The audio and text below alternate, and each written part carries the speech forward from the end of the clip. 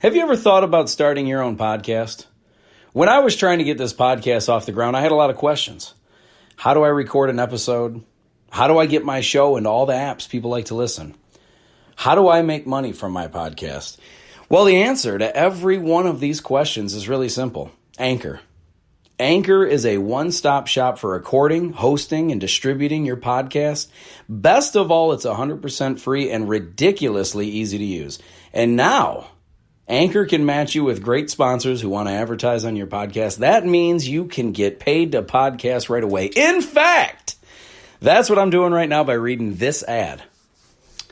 When I started using Anchor to do my podcast, it was so extremely easy that I haven't even bothered to look for another app to use.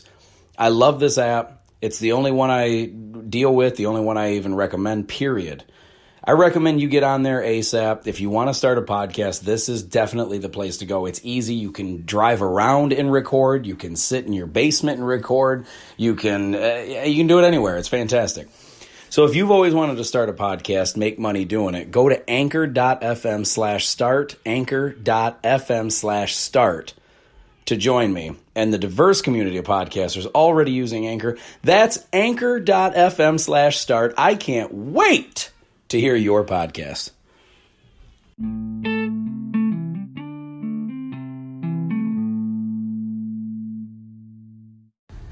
What is going on, ladies and gentlemen? It's Adam Rich from the Really Rich Podcast, hoping that everyone is doing good, staying safe, family's good, you're good.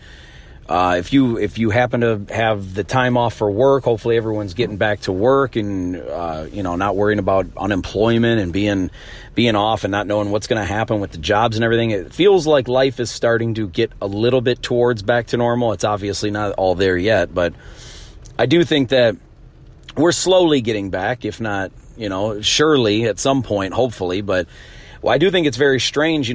Certain things are coming back. Like, we have sports are finally just now coming back in a very limited fashion.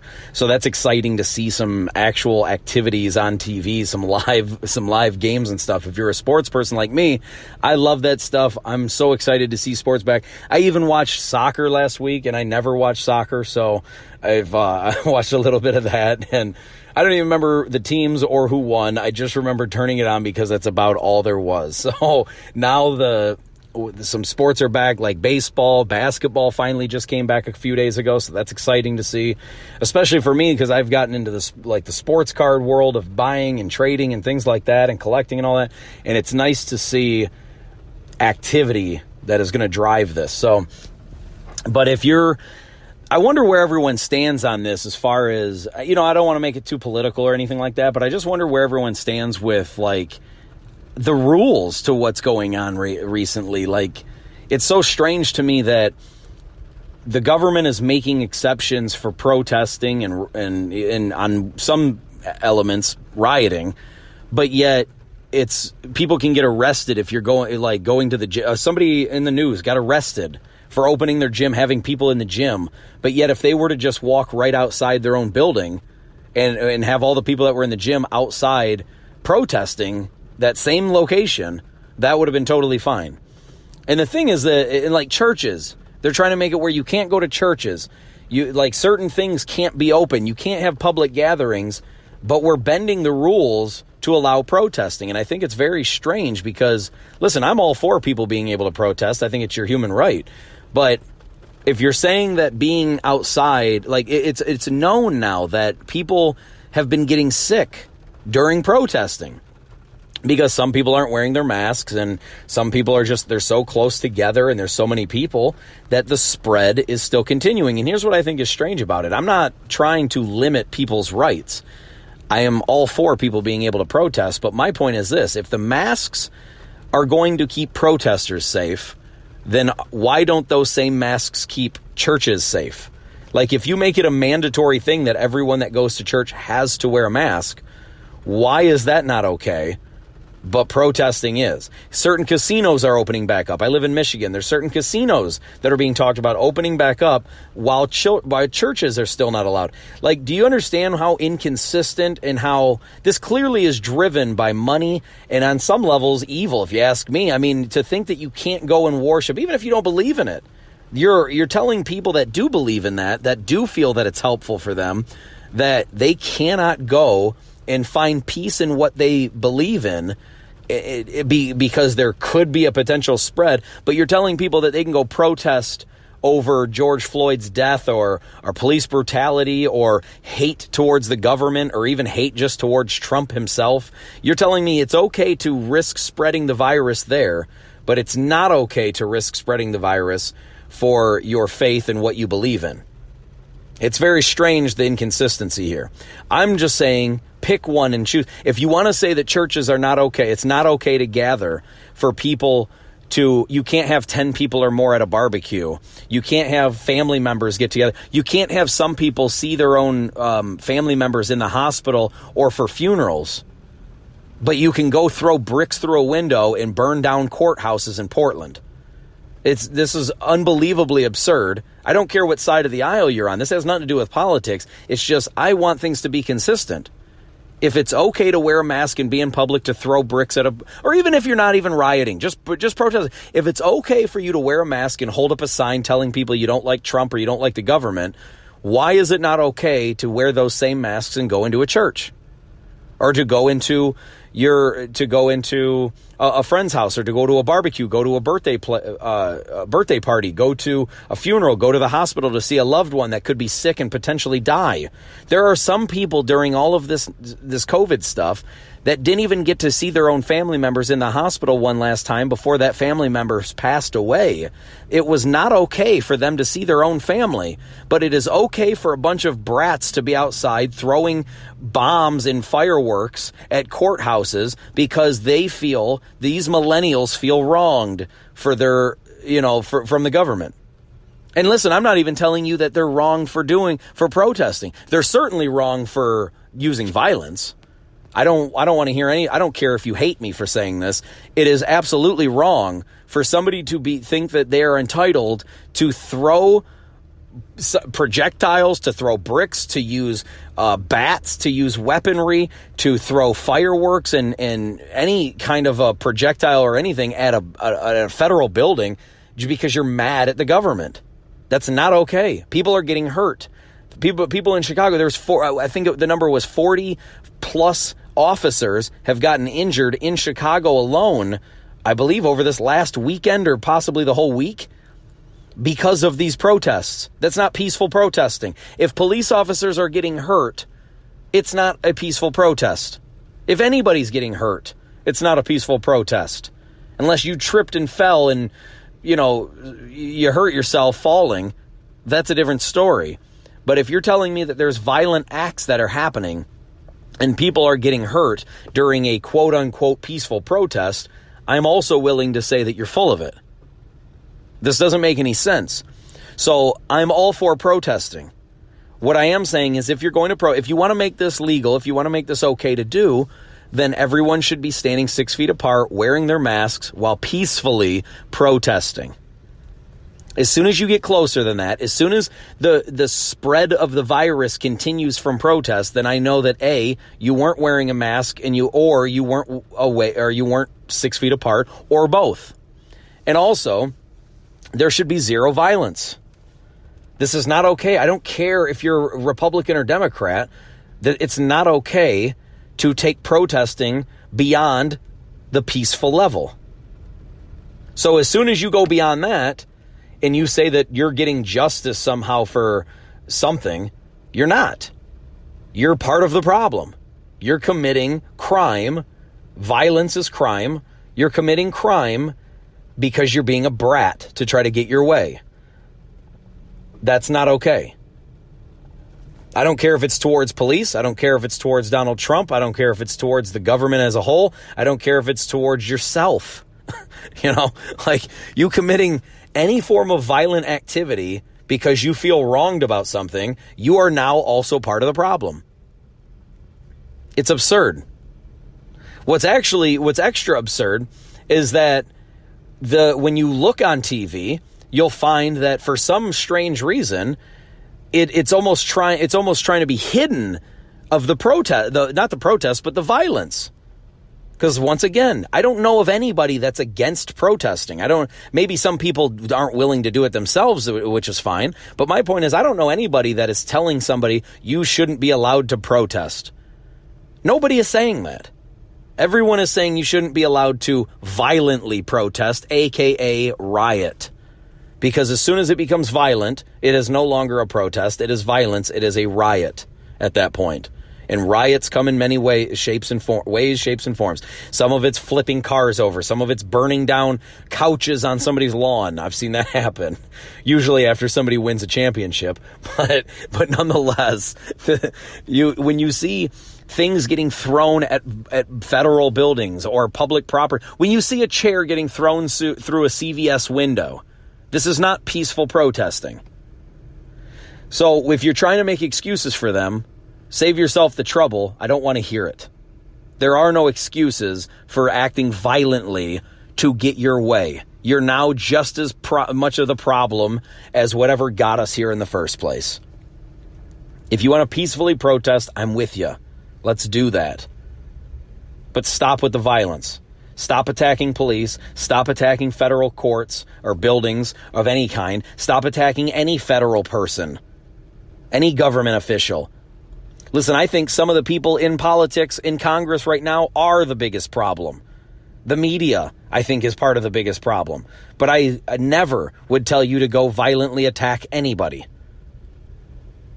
The only person that should ever be violently attacked is a pedophile, if you ask, or a rapist. Those people should be violently attacked, if you ask me. But thank God I'm not the one making the laws. So the point is, I don't understand how we are so screwed mentally, like how people can fall for this. The majority of the problem comes from the media. I've said this many times before. Anybody that listens to this show knows that I'm you're not a stranger to hearing it. I think that the biggest problem we have is our media, because they care more about clickbait. They care more about you arriving at their website than they do about solving the effing problem. And this is not a partisan issue. This is not a Democrats are the problem or Republicans are the problem. This is I don't care what side of the aisle you're on. If you fall for this nonsense, you're also part of the problem. We need to wisen up with how we receive our information.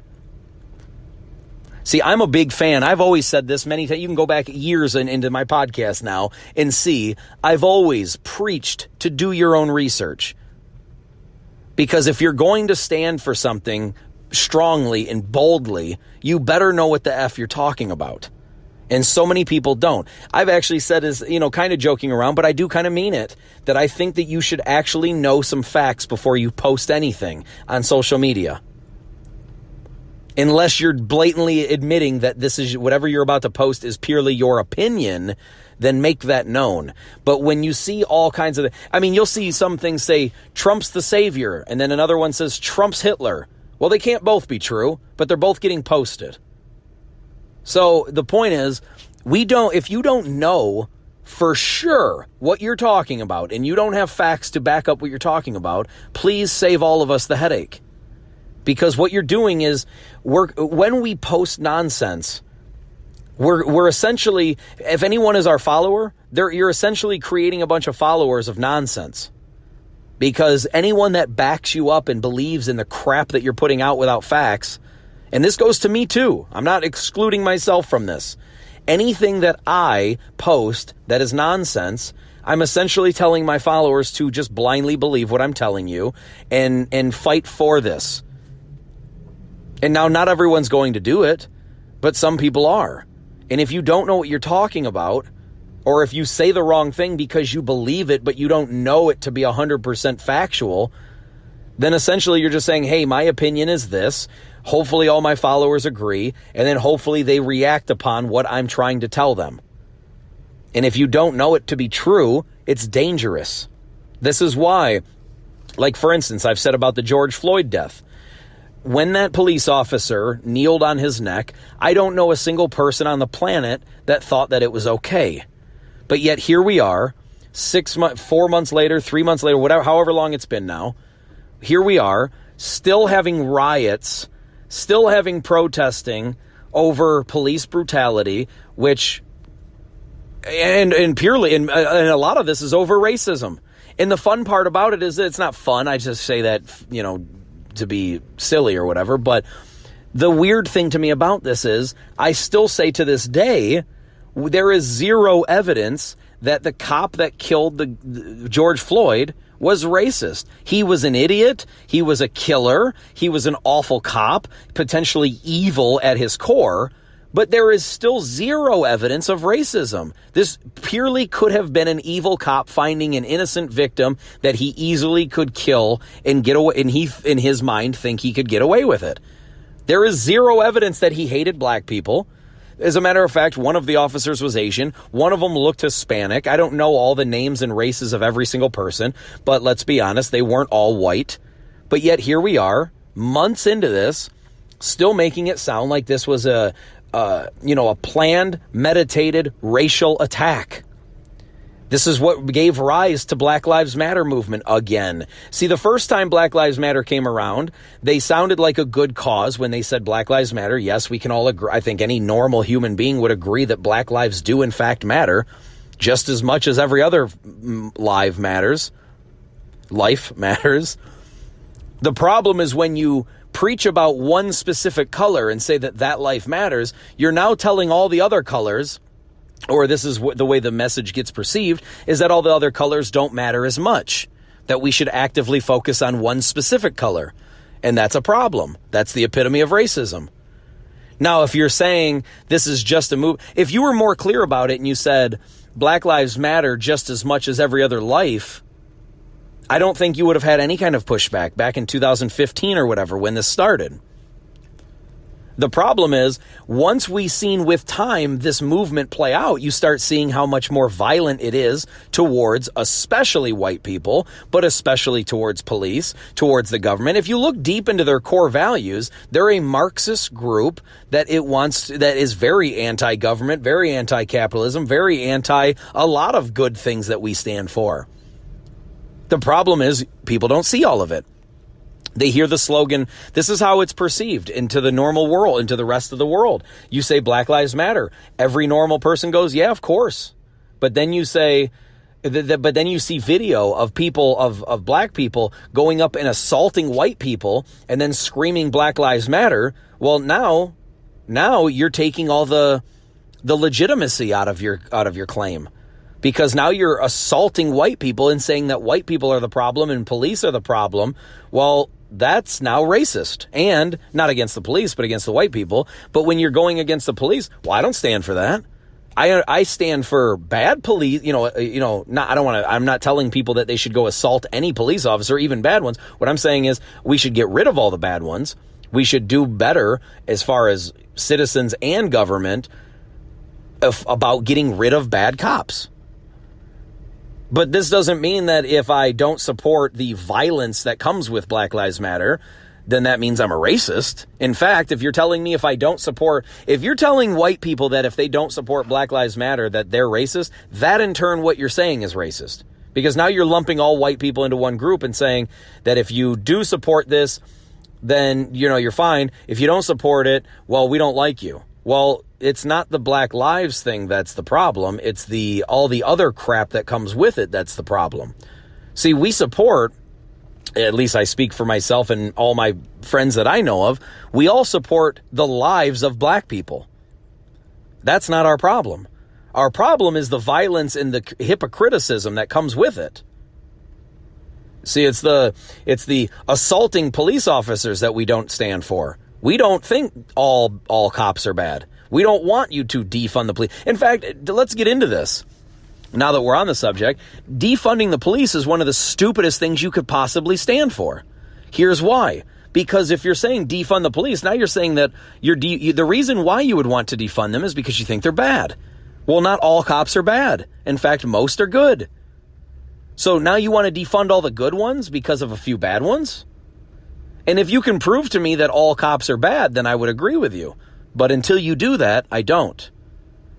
And so to defund the police means that you're taking away money and resources from all cops, meaning even the good ones, which means that when you need the good ones, they don't have the resources to protect you.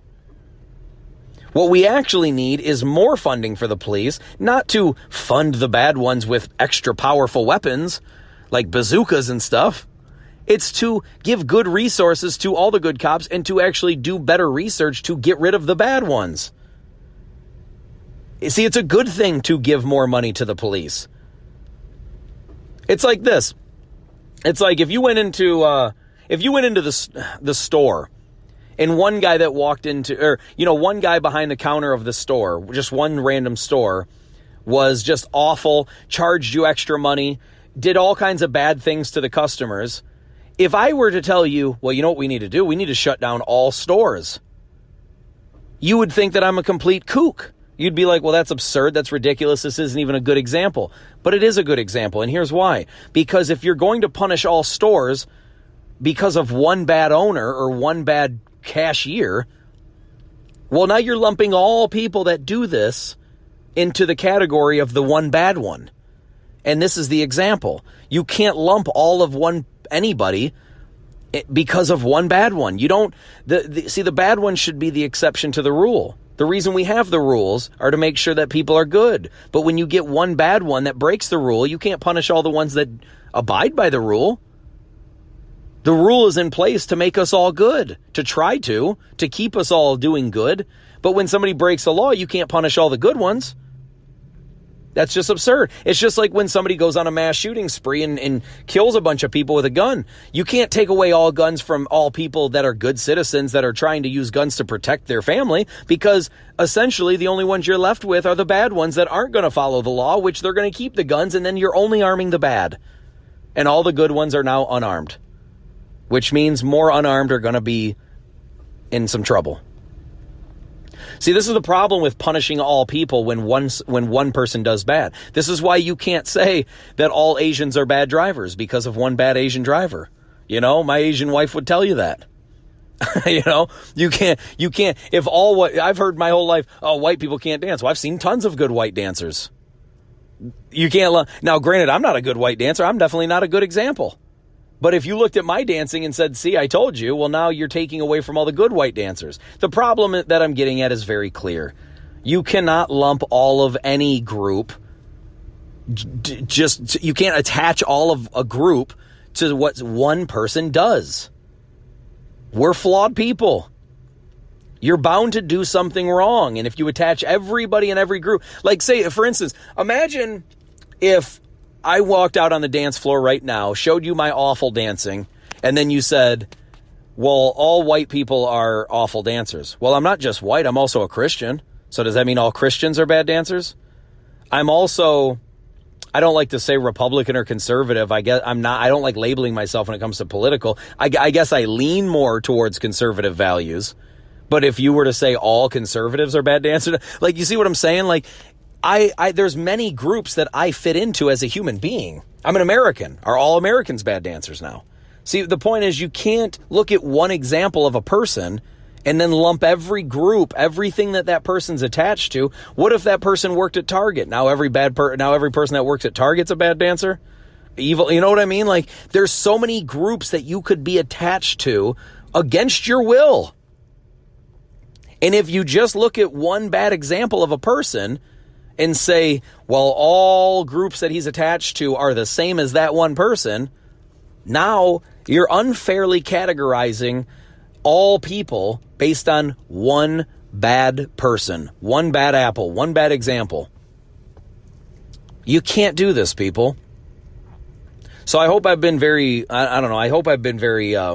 clear about it, like the point of why it's bad to do this.